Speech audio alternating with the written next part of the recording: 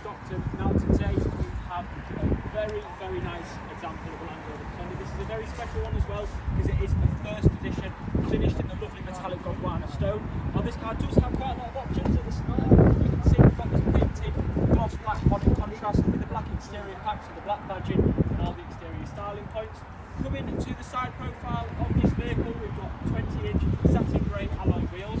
Not just that, but thick side steps in gloss black, a very expensive option. Privacy glass black roof rails, and coming all the way to the back. The big selling point of Defender obviously being that Towbar and the elusive Defender First Edition branding. Coming into the back, the boot, loads of space in the back of 110. This car does come with air suspension as well, and obviously deployable Towbar controls which can be stowed from the inside. A domestic plug socket on the inside, so you can put your electrics in on the back also.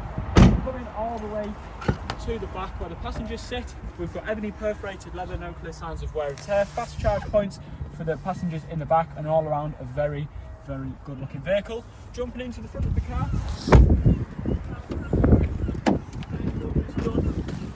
42,364 miles, so it's under the average for what the car is. Digital driver's display, heated steering wheel, electric air suspension, memory electric seats. This car has everything, and again a very good condition one, with obviously the convenience pack being the fridge as well, so big selling point. The biggest selling point on the car, well, the two biggest features, one being that clear sight mirror and two being the sliding panoramic roof.